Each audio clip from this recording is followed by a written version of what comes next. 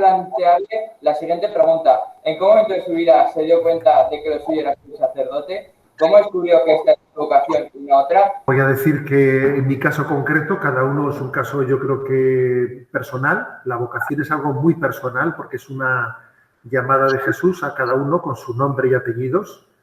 Es de alguna manera un ven y sígueme, que cada uno en un momento distinto de su vida, en unas circunstancias distintas, ¿no?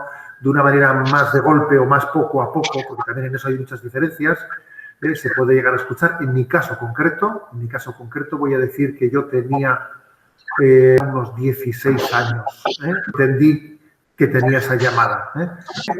Bueno, pues obviamente muchos planes hechos ya, hechos planes en mi vida de qué carrera estudiar, de qué etcétera. Y sí que es verdad que aquella llamada en la que jamás en mi vida había pensado en poder ser sacerdote, pero totalmente desprevenido, y tuve que hacer un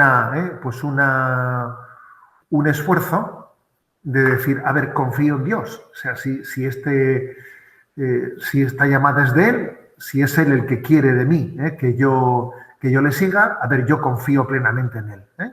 Confío plenamente, entonces será para mi bien, será mi bien, no espero otra cosa. Y entonces ahí hubo, ¿no? Pues un acto de me fío de Dios. Yo tengo mis planes, pero yo sé que Dios quiere mi bien mejor que yo en mí mismo. Bueno, me fié y dije, vale, si tú lo quieres, pues adelante, ¿no? Y entonces, bueno, ¿cómo reaccionó la gente que me rodeaba? Bueno, pues la verdad es que con un poquito de sorpresa, porque jamás lo habían pensado. En mi casa en concreto, pues me acuerdo que se lo dije a nuestra madre y nuestra madre se quedó un poco sorprendida y se quedó así como en silencio. Pasó un día en silencio, pasaron 2 días en silencio, pasaron 3 días en silencio y yo me estaba ya poniendo un poco nervioso de que mi madre no me dijese nada. Y entonces me acuerdo que terminó la comida y dije, bueno, yo quisiera hablar y tal. Y entonces mi padre, que ya se lo había chivado mi madre, mi padre dijo, bueno, a ver, ¿qué dice este curita? Dijo nuestro padre, ¿no? Entonces, bueno, yo me relajé porque ya vi que entre ellos habían hablado y entonces ellos me dijeron que ellos que no iban a poner ningún obstáculo, pero que sí que me pedían que si esa fuese mi vocación, que fuese con todas las consecuencias, ¿no? Que no fuese un cura a medio gas, que fuese un cura que entregase su vida, alma, corazón y vida. Y decía, mira, porque para ser un cura que no entregue toda su vida, pues paso más vale no serlo, ¿no? Sí que recuerdo que ellos me dijeron eso. Me pidieron que si esa era la llamada de Dios, que fuese con todas las consecuencias. Bueno, y aquí estamos. Buenos días, ¿a qué estoy yo llamada? ¿Cómo puedo descubrir yo mi vocación? ¿Dios me puede ayudar a saber mi vocación? Gracias. A ver, pues esa pregunta es importante. Yo lo que creo es que Dios no solo nos llama a su seguimiento, todos estamos llamados a seguirle y todos estamos llamados a ser cristianos coherentes. Y luego viene la pregunta, ¿y por qué camino? ¿De qué modo, no? Hay como una vocación dentro de la vocación y eso está por descubrir. Y en el fondo todos todavía tenemos pendientes capítulos por descubrir. Yo mismo tengo todavía capítulos por descubrir, porque la vida no termina hasta el último momento, ¿no? Y entonces dentro de ese ir descubriendo, pues a mí me parece que hay una actitud muy importante, que es la de que uno se dé cuenta de que eso es una iniciativa de Dios. Señor, ¿qué quieres de mí? ¿Qué has pensado para mí? O sea, que yo planteé mi vida no como si yo fuese, ¿no? Como si la iniciativa de la vida estuviese en mí, sino como saber que Dios tiene un plan para mí y la felicidad consiste en descubrir lo que Dios tiene pensado para mí. No en inventarme yo una historia que a mí me parece que me gustaría, no. Confiar en que es el plan de Dios el que a mí me va a hacer feliz. Creo que tiene que haber para eso oración y confianza en Dios. De vez en cuando preguntarle. Dios no juega al escondite. Yo creo que cuando alguien quiere saber lo que Dios quiere de él, lo suele sembrar en su corazón, ¿no? Así como, por ejemplo, también Dios siembra el enamoramiento. O sea, uno se enamora de un chico o de una chica que va a ser su esposa, su esposo. Dios ha sembrado en su corazón ese amor, Ese amor está sembrado por Dios para que tú, bueno, pues lo mismo pasa con otro tipo de vocaciones, como por ejemplo fue en mi caso, ¿no? Ahí también hay una semilla, como un enamoramiento, una llamada que Dios siembra en ti y tú, bueno, pues la vas discerniendo. Yo creo que es muy importante también, primero, confiar en Dios, hablar con Él, tener oración, tener capacidad de silencio en tu vida, de escucha, y dejarte acompañar. Porque mira, en soledad las cosas no se disciernen bien. Siempre contrastar con otra persona, contrastar con un director espiritual. Yo creo que la figura de un director espiritual, de un acompañante espiritual, es muy importante en la vida. Que puede ser un sacerdote, que puede ser una religiosa, un profesor tuyo, alguien en el que tienes una confianza y que sabes que los consejos que te da son para bien. ¿Cómo habla usted con Jesús? ¿Cómo entiende lo que te dice? A ver, mira, ¿cómo se hace la oración con Jesús, ¿no? ¿De qué manera uno puede dirigirse a Él y cómo puede, y sobre todo, ¿no? ¿Cómo puede escuchar la voz del Señor, su respuesta? Lógicamente, es muy importante hacer un acto de fe, ¿no? O sea, yo creo en la presencia de Dios, creo en que Jesús nos está escuchando, que Él está aquí presente. Entonces, con Jesús hay que hablar no como alguien que está muy lejos, no como que voy a tener una conexión con un satélite que está ahí arriba. No estoy conectando con un satélite, estoy hablando con alguien que habita dentro de mí, que me conoce a mí mejor que yo a mí mismo, ¿no? Cuando dice Jesús, cuando vayas a rezar, entra dentro de tu corazón y Dios que te escucha, habla con Él. O sea, tiene que haber intimidad. Dios es más íntimo a ti que tu propia intimidad. Por eso es muy bueno también, cuando uno cierra por ejemplo, a veces cerrar los ojos y con Jesús que habita dentro de ti tener ese diálogo. Y hablarle como se habla a un amigo, comenzando por decirle cómo estás, Señor, tú sabes que estoy viviendo un momento duro o que estoy viviendo un momento de mucha alegría, de mucho gozo, y lo compartes con Él. ¿Y cómo percibes el retorno? O sea, ¿cómo percibes su voz? Pues mira, muchas veces para eso suele ser, porque obviamente habla en la fe, luego no está esperando una voz en off como esta que está saliendo ahora, a través del Meet. No, eso obviamente no funciona así. Pero sí que Dios tiene formas de hacerse entender. Y una es ver cómo en tu corazón también Él pues siembra la paz o siembra intuiciones en las que uno dice, no sé, percibo como que esta palabra la he recibido en mi corazón y la percibo como recibida por Él, pero sobre todo, fijaros, la manera principal en la que Él habla es a través de los evangelios. Por eso es muy importante cuando hacemos oración siempre recurrir a la lectura de un texto del evangelio en el que yo dejo que Jesús me hable a través de ese texto. Me siento interpelado, me doy cuenta de que esas palabras son palabras de Dios que están dichas para todos los hombres de todos los tiempos, pero para mí en concreto en este momento. Esta palabra está dicha como si fuese para mí. Y eso es muy importante. Os voy a contar una anécdota que me pasó a mí siendo sacerdote, porque antes de ser obispo fui sacerdote en una parroquia 20 años, en Zumárraga. Y recuerdo que una ocasión pues me tocó leer el Evangelio sobre la unión del matrimonio, ¿no? En la que Jesús nos pide que el hombre y la mujer estén unidos y que sean fieles y hablé de eso, ¿no? Y prediqué sobre eso. Y terminó la misa y un señor entró a la sacristía, que yo no le conocía, y me dice, claro, yo estoy escuchando el Evangelio y la predicación mía sobre el matrimonio y tal, ¿no? Y viene y me dice, ¿qué? Ha venido mi mujer a hablar con usted, ¿no? Ha venido como a chivarse, algo así. Y le dije, no, yo no sé quién es su mujer, ¿sabe? No. Pero yo creo que el que quiere hablar con usted es Jesús. Y Jesús el Evangelio de hoy lo tenía pensado para usted. Entonces, usted póngase, permíteme un consejo, le dije. Con esa palabra que hoy hemos leído, esa palabra estaba dicha para todos pero para usted en concreto. En concreto. Entonces, recíbala así y déjele a Jesús que le hable. Déjale a Jesús que esas palabras del Evangelio, pues tú las recibas como dichas para ti. O sea, creo que es una manera de tener ese diálogo con Jesús.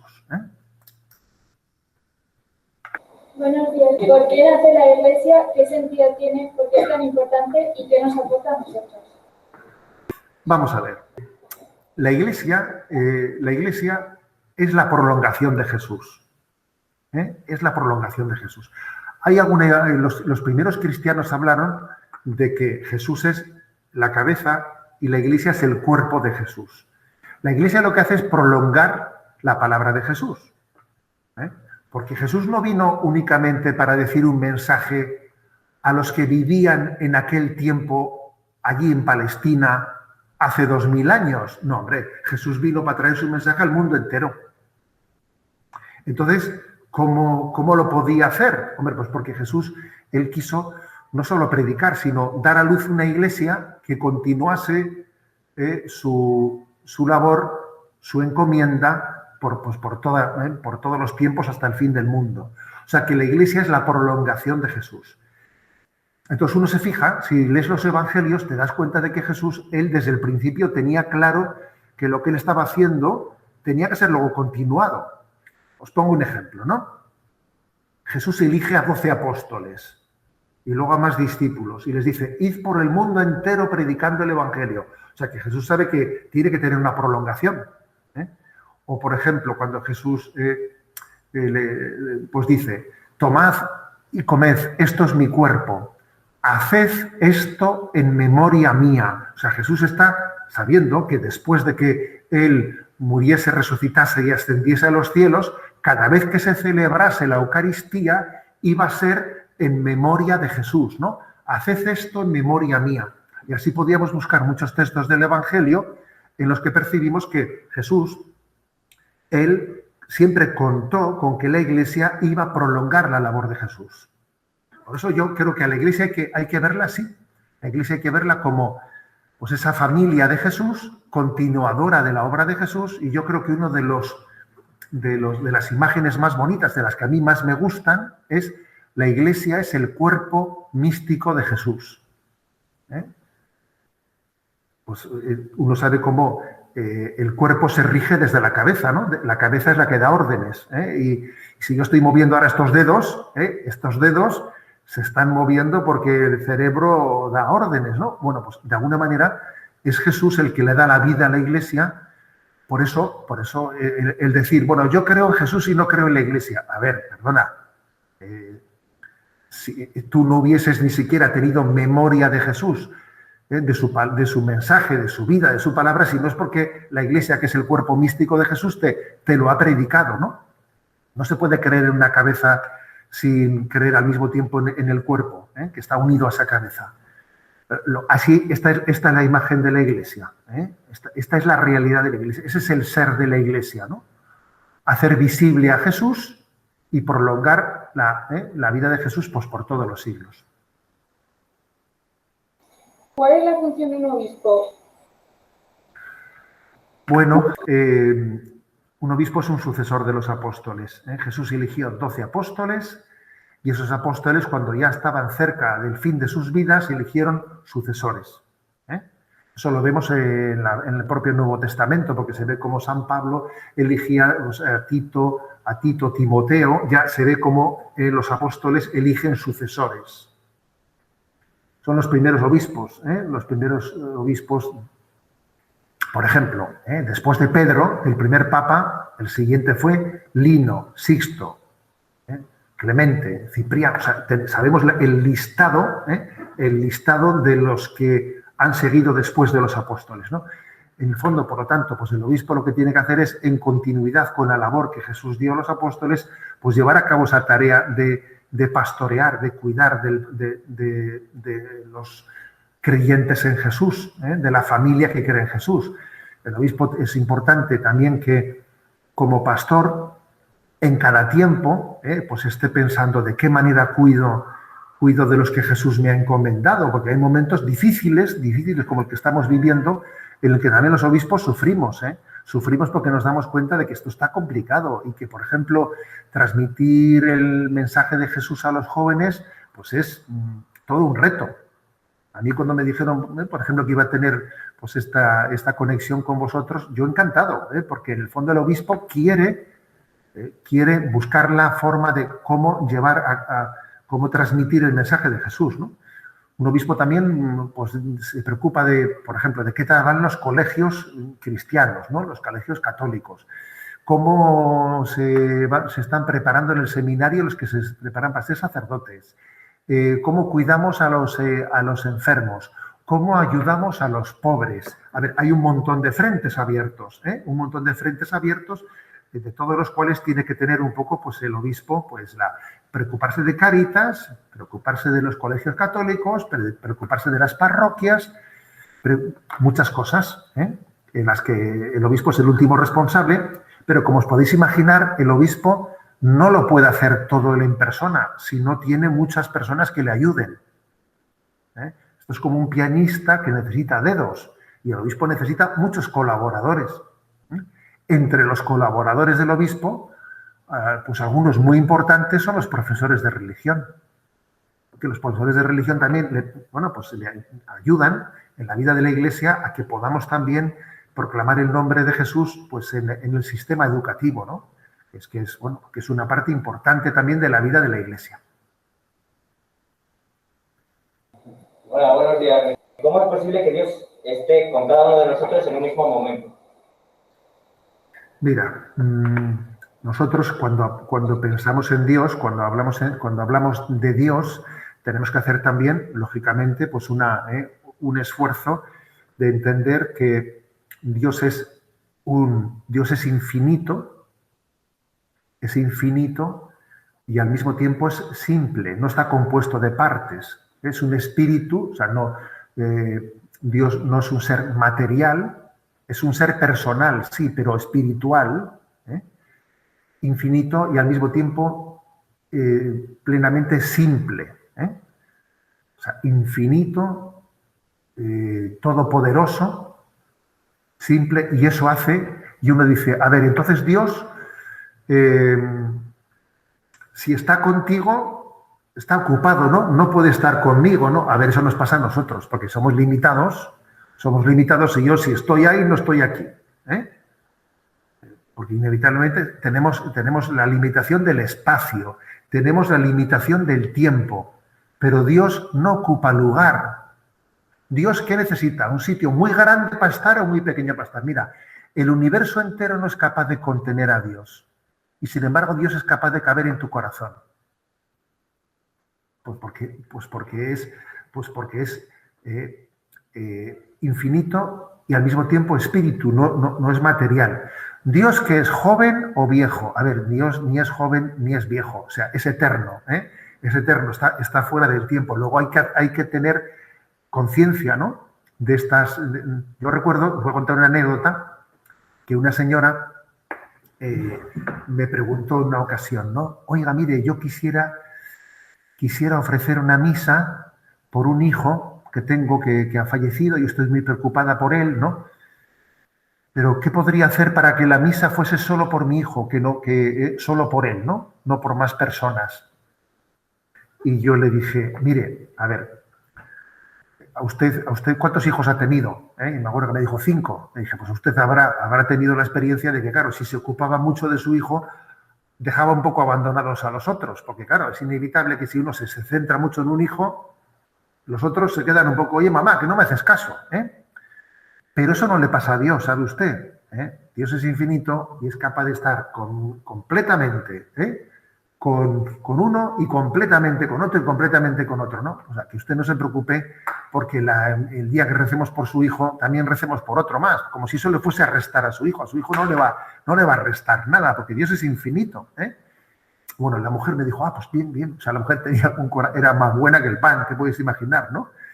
Yo le dije, mire, Dios no tiene 5 hijos, Dios tiene 5 veces un hijo único, O sea, porque para Dios nosotros todos somos hijos suyos, pero al mismo tiempo cada uno somos único e irrepetible para Dios. Y eso solo lo puede hacer Dios, ¿Por qué? Pues porque es Él. Es infinito, es inmenso, es todopoderoso y tiene ese conocimiento personal de cada uno de nosotros.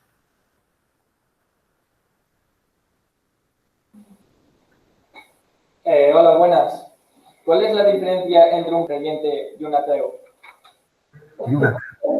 Voy a decir una cosa, en teoría la distinción es clara, ¿no? A ver, pues el creyente es aquel que profesa, ¿no?, la existencia de Dios, y el ateo el que la niega. Pero fijaros una cosa, yo creo que hay que no únicamente hablar en esos términos, que obviamente pues, sí existen, sino entender también que a veces puede haber ateos no teóricos, sino existenciales.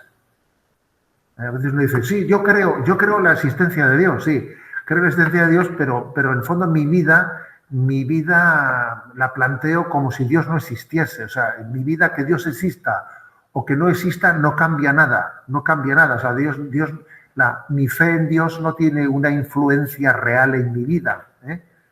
Y entonces uno, pues resulta que sí, que en teoría cree, ya, pero en la práctica su vida es casi, ¿no? Pues casi la de un ateo. No sé, si tengo un compañero en el pupitre de al lado que él dice que no cree en Dios y yo sí creo en Dios, a ver, se nos nota. Os pongo un caso, ¿no? Yo os hablo desde San Sebastián, desde San Sebastián, y no sé si conocéis la historia de Sebastián. San Sebastián fue un capitán de la Guardia Pretoriana romana del César, en un tiempo en que los cristianos eran perseguidos, y entonces él, Sebastián, se hizo cristiano. Pero claro, tenía que tener discreción, porque si decía que se había hecho cristiano, pues hombre, pues inmediatamente era detenido. Y entonces, Sebastián, claro, él como cristiano comenzó a vivir coherentemente. Y por ejemplo, él dejó de ir entonces allí en tiempos de los romanos, pues solía ver las termas, que era un lugar en el que la gente iba allí a bañarse de una manera en la que había mucha promiscuidad sexual y tal, ¿no? Y entonces él dejó de asistir a las termas.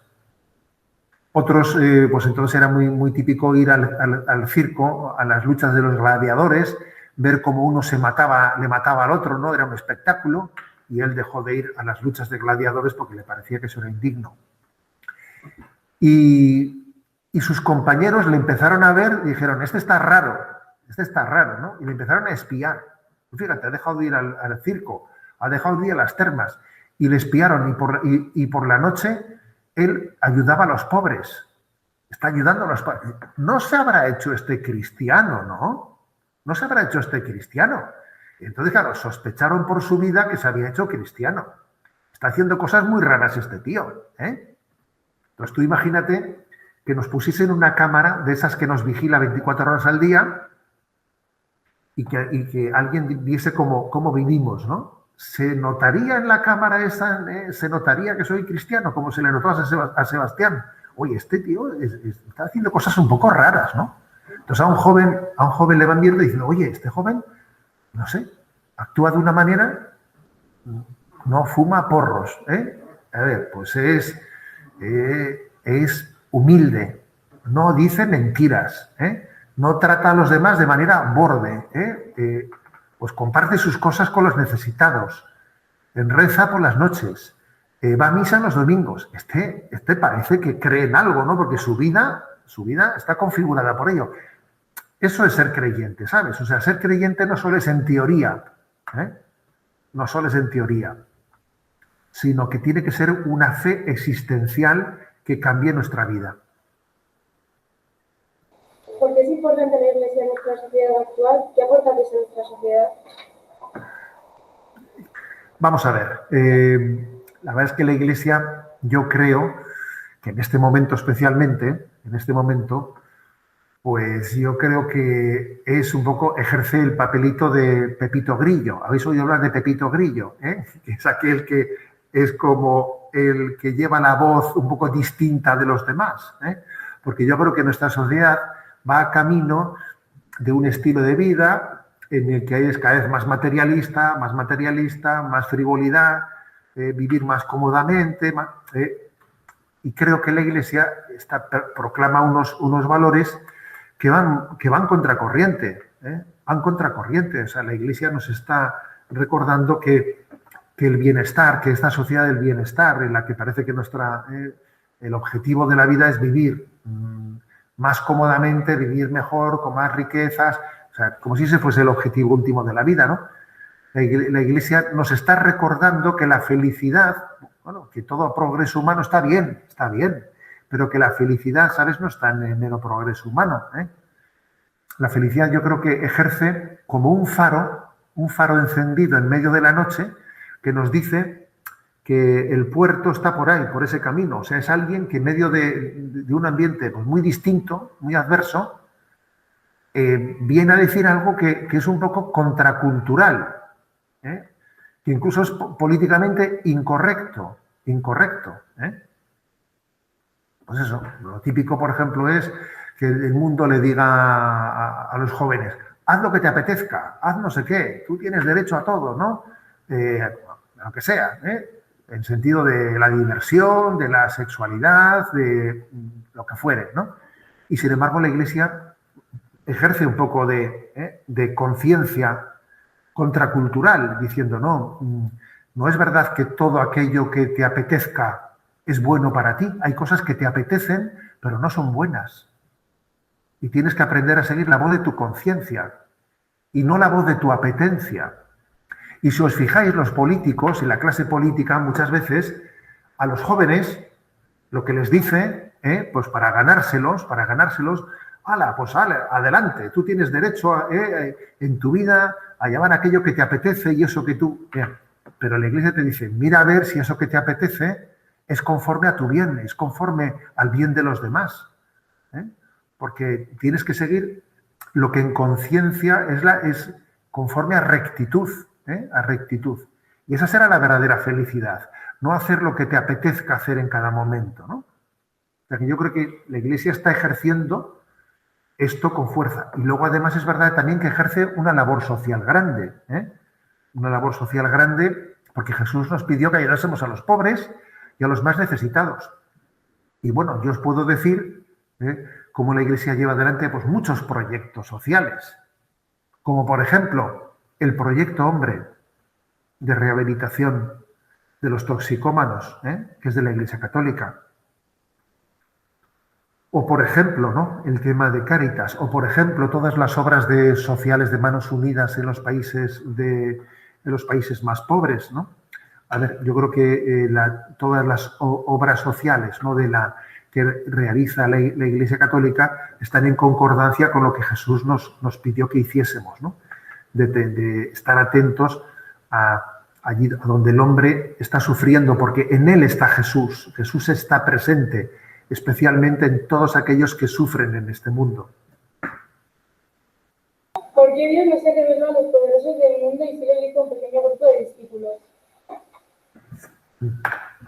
A ver, Dios se ha revelado, o sea, Dios obviamente es soberano, y Él ha hecho las cosas como las ha hecho. O sea, podía haber, no sé, ¿no? Tú imagínate, pues venga, voy a hacer que todo el mundo esta noche escuche una voz cuando duerma. ¿Te imaginas? ¿Te imaginas que hubiese dicho, a ver, voy a hacerlo de esa manera, ¿no? Voy a hacer que esta noche todo el mundo tenga el mismo sueño. Nosotros nos imaginamos una cosa así, ¿no? De esa manera, pero no, Dios no lo ha hecho así. Dios ha querido revelarse eligiendo a un pequeño pueblo, que es el pueblo judío, un pequeño pueblo que vive en aquel lugar, de la que llamamos la Tierra Santa, y lo eligió como el pueblo a través del cual viniese la revelación y la salvación para todo el mundo. De esa manera histórica, de esa manera encarnada, sirviéndose también, fijaros, ¿no?, sirviéndose de nosotros como altavoz de Dios para los demás. Porque, fíjate, Dios ha querido pues, que elegir 12 apóstoles, y los 12 apóstoles se convierten como un altavoz de Jesús. Y luego vienen los sucesores de los apóstoles, que son los altavoces de los apóstoles, ¿no? Entonces, vamos como... Hay una frase de San Agustín muy conocida que dice, el que te creó sin ti, no te salvará sin ti, Es como diciendo, mira, para crearte, para venir a este mundo, Dios no te ha pedido permiso, ¿eh? Te ha traído, ¿no? Y punto, ¿eh? Pero para llevar adelante la salvación, Dios sí te va a pedir, ¿eh?, que tú colabores, que tú también seas, no solo que recibas el evangelio que Jesús transmitió, sino que tú también lo difundas, ¿eh? O sea, Dios ha querido hacer de esta manera las cosas, pidiéndonos que colaboremos con Él en la difusión de este mensaje, ¿eh?, de este mensaje por el mundo entero, ¿eh? O sea que, como puedes ver, es una manera de salvarnos, de llevar adelante la salvación en la que nos implica también como colaboradores suyos en esta tarea delante del mundo.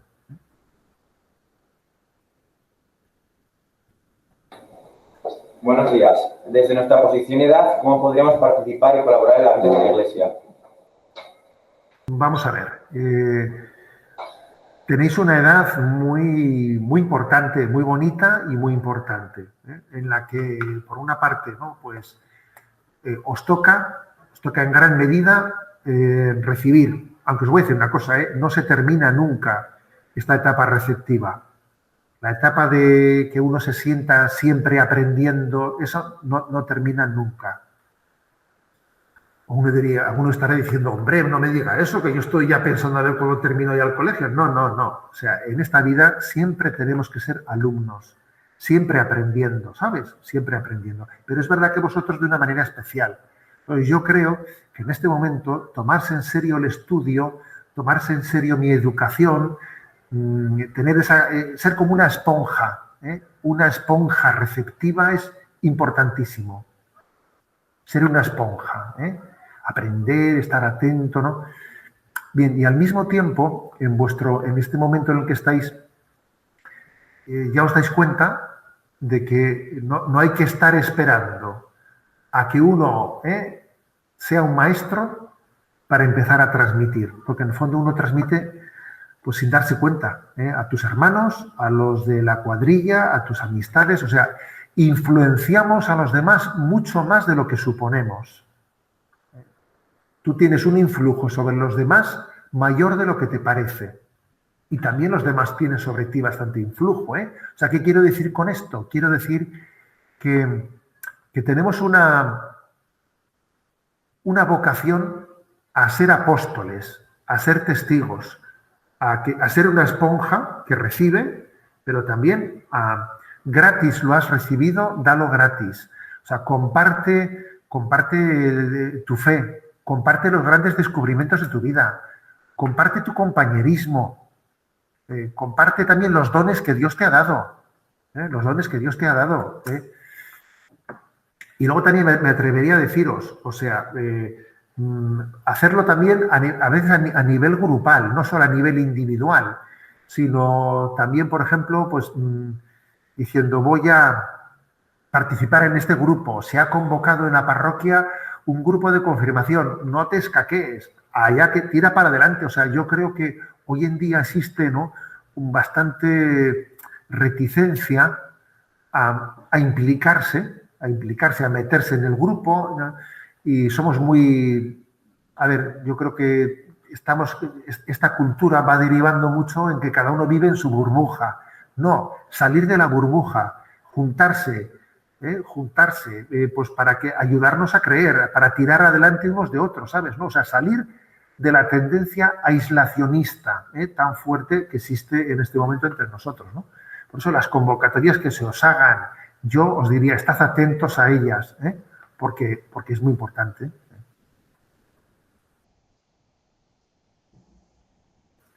Ha sido una alegría. No dejéis, cuando pasen un poco estos tiempos raros que estamos viviendo, y vengáis por San Sebastián y tenéis que visitar la catedral de San Sebastián, que se llama del Buen Pastor, y preguntáis por el obispo, que con mucho gusto os irá a saludar y a preguntaros qué tal os va la vida. ¿De acuerdo?